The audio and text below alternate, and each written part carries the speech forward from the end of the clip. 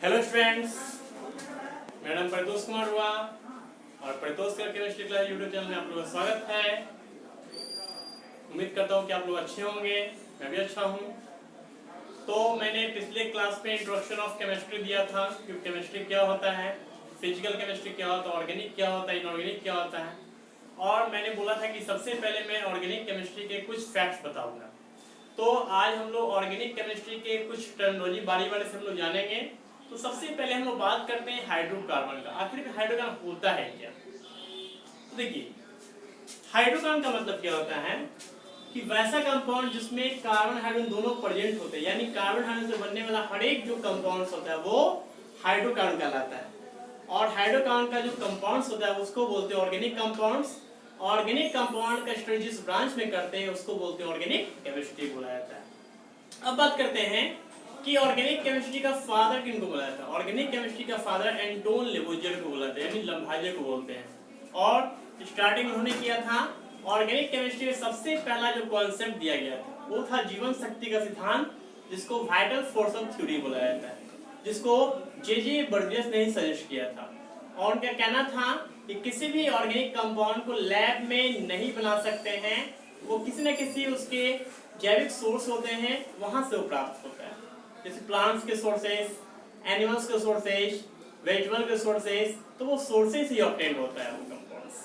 लेकिन एक्सीडेंटली बाद में बहुत ही प्रेसिस थे उनके, जिनका नाम था फ्रेडरिक बोहलर। उन्होंने प्रूफ कर दिया कि नहीं, ऑर्गेनिक कंपाउंड को सिर्फ लैब में ही बना सकते हैं। और लैब में सबसे पहला ऑर्गेनिक कंपाउंड जो बनाया गया था वो था यूरिया। तो यूरिया क्या होता है? Urea is a fertilizer. और एक्सीडेंटली उन्होंने अलग अलग कंपाउंड्स को हिट कर देखा, कुछ नहीं मिला।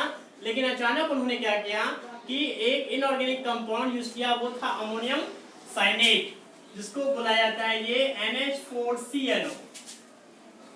NH4CNO जिसको बोलते हैं अमोनियम साइनेट, जिसको हिट किया गया। और हिट करने पर ये देखिए ये ब्रेक हो जाएगा। तो हाइड्रोजन 4 जो होता है ये जब ब्रेक होगा यहाँ पर, तो 2 हाइड्रोजन जो होता है वो इस एंड के साथ, यानी हो जाएगा NH2। 2 हाइड्रोजन इस एंड के साथ, यानी हो जाएगा ये NH2 और बीच में ये CO। और लैब में सबसे बड़ा ऑर्गेनिक कंपाउंड बनाया गया यूरिया। कब बनाया गया? ये 1828 में बनाया गया। इसके कुछ सालों के बाद, जो था कुछ ईयर्स के बाद, 1845 में कोलवे ने बनाया। कोलवे ने क्या बनाया? एस्टिक अम्ल यानी एस्टिक एसिड, जो कि अचार में होता है, पिकल्स में विनेगर यानी सिरका के रूप में। और 1856 में, यानी कुछ सालों के बाद 1856 में बनाया गया क्या? मीथेन गैस, जिसको गोबर गैस बोलते हैं, बायोगैस बोलते हैं, नेचुरल गैस बोला जाता है। CNG में भी मीथेन ही गैस होता है। 70 में मीथेन गैस और 30% कार्बन डाइऑक्साइड। और कोयले के खान में जब कभी विस्फोट होता है तो यही गैस ऑरिजिन होता है, इसको बोलते हैं मीथेन गैस बोला जाता है। ठीक है। CNG का नाम सुनते होंगे, पेट्रोल डीजल के ऊपर यूज किया जाता है। CNG में C का मतलब होता है compressed, N for natural, G for gas. कभी क्या पूछेगा आपसे CNG में C का मतलब क्या होता है? ठीक है।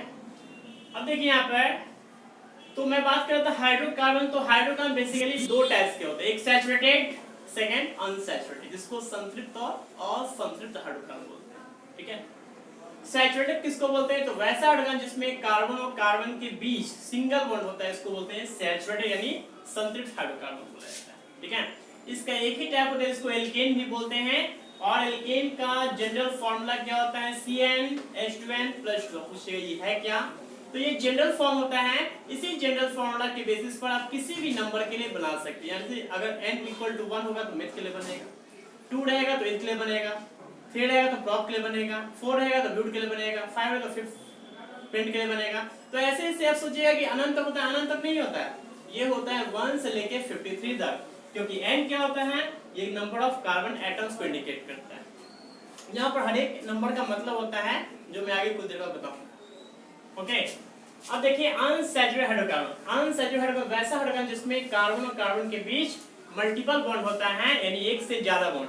तो ये एक से ज्यादा बॉन्ड डबल बॉन्ड भी हो सकता है और ट्रिपल बॉन्ड भी हो सकता है।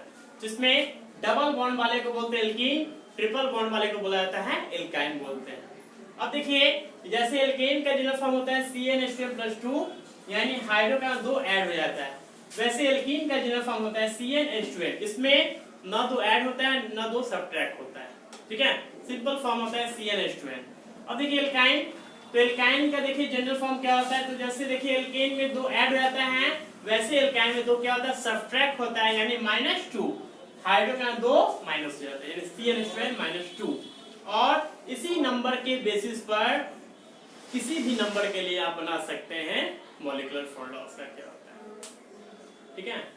अब देखिए मॉलिक्यूलर फॉर्मूला यानी अनुसूत्र का नाम सुनो। फॉर्मूला बहुत से तरह के होते हैं, molecular formula, structure formula, condense formula, empirical formula, सब के बारे में हम धीरे धीरे बात करेंगे, ठीक है। अब देखिए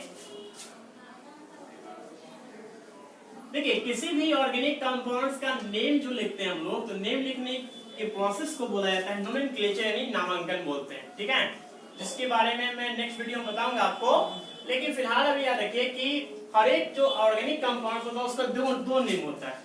एक वो नेम होता है जो सोर्सेस से ऑब्टेन होता है, कहीं ना कहीं से प्राप्त होता है वो, ठीक है। तो एक नेम को बोलते हैं CN यानी कॉमन नेम बोलते हैं इसको, और एक नेम को बोला जाता है IUPAC नेम, जिसको IUPAC भी बोलते हैं हम लोग, बहुत लोग बोलते हैं, ठीक है। तो इसका फुल फॉर्म होता है international union of pure and applied chemistry. Applied chemistry, तो आप पूछिएगा ये है क्या, तो ये एक ऑर्गेनाइजेशन है, एक संस्था है जिसका नाम लिखना, ऑर्गेनिक कंपाउंड का ऐसा नाम लिखना जिसको सब लोग आसानी से बोल सके, पढ़ सके, सुना सके, कभी उसको याद करने की आवश्यकता नहीं पड़े, ठीक है। और IUPAC जो है एक ऑर्गेनाइजेशन, एक संस्था है जिसका हेड ऑफिस जिनेवा में है। इसने जो रूल बनाया था इसको जिनेवा सिस्टम के भी नाम से हम लोग जानते हैं।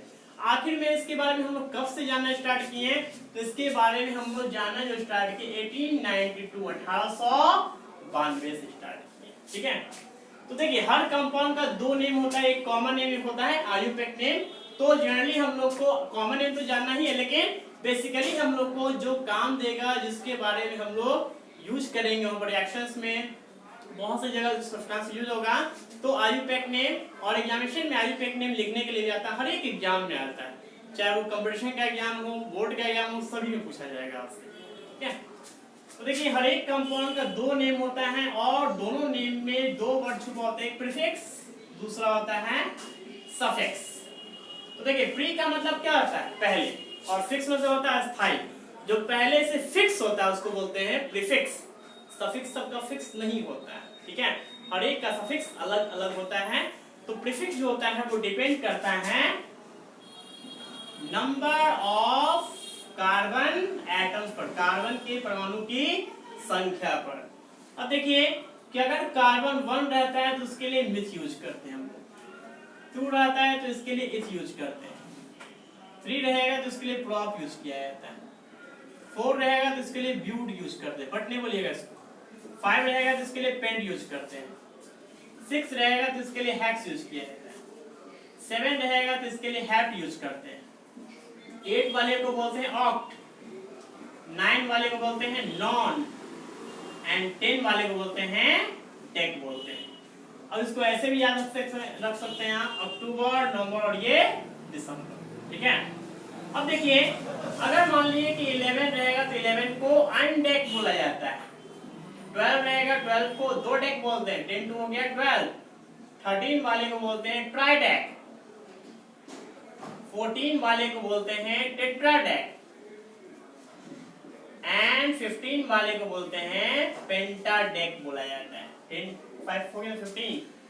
अब ये सपोज कीजिए अगर 100 का पार्ट आएगा तो सेंचुरी से वर्ड निकला है ये सेंट, ठीक है।